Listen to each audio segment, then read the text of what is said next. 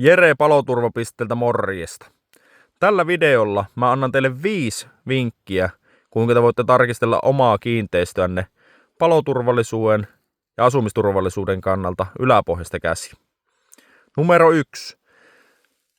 Savupiipun kunto ulkokuorelta. Savupiipun ulkokuori tulisi olla tiivis, siinä ei saisi olla halkeamia ja se tulisi olla tuolta ulkokuoreltaan niin slammattu ja slammauksen tulisi olla ehjä.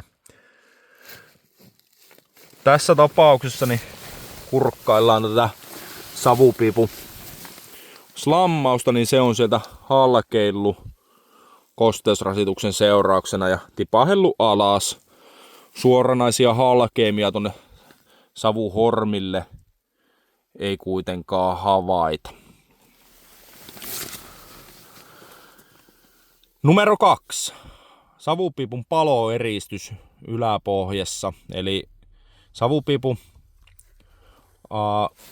paloeristyksiä on toteutettu eri aikakausilla eri tavoin. Ja tänä päivänä yleisin tapa on eristää savupiippu siten, että täällä piipun juuressa on pystyy asennettuna niin 2 palovillalevyä. Ja niissä riittävät limitykset tuolla kulmissa sitten on. Numero 3 on kantavat puurakenteet. Asumisturvallisuuden kannalta olennaisia juttuja. Eli täällä havaitaan pistemäisesti tuolla kattovuotoalueella niin itiökasvustoa kantavissa puurakenteissa, eli noissa ruodelaudotuksissa ja samoin tuossa kattotuolin pinnalla. Yleisesti ottaen täällä käy yläpohjassa, niin ei mitään laajamittaisia vaurioita havaita, että täällä kantavat puurakenteet yleisilmeiltään on erittäinkin siistit. Numero 4 on vesikaton tuuletusrakenteet ja aluskate. Täältä kun katsotaan tuonne räystäälle, niin räystäältä pitäisi päästä tulemaan riittävä määrä ilmaa tänne yläpohjaan. Ja jotta tämä yläpohja tuulettuisi asianmukaisesti. Tässä kiinteistössä tuo räystäs on lähestulkoon tukossa tuolla villalla, eli tuolla eristeen ja ruodelaudotuksen välissä ei ole kuin ehkä 2 senttiä tilaa, jolloin toi ilmavirta ei tuolta pääse vapaasti nousemaan tänne yläpohjatilaan.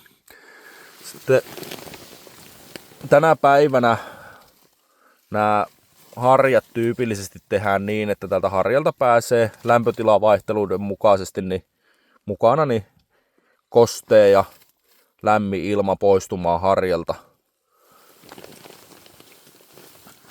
No sitten numero 5 on tosi tärkeä juttu, eli vesikattovuodot. Vesikattovuotojen tyypillisimpiä pisteitä on nämä kaikki läpiviennit vesikatosta, eli esimerkiksi tämä savupiipun juuri. Tuolla on sitten ilmastoinnin läpivienti. Täällä pystytään havaitsemaan, että täällä eristeet on mennyt mustaksi. Siellä on kosteutta päässyt tulemaan tonne eristeille.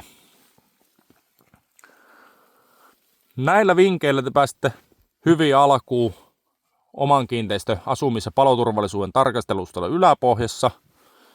Jos ei mielenkiintoa tänne yläpohjaan ole kömpiä tai ei tänne itse pääse, niin nuohouskäynnin yhteydessä niin meidän nuohojat tarkistelee kiinteistön kuntoa kokonaisvaltaisesti palo- ja asumisturvallisuuden kannalta.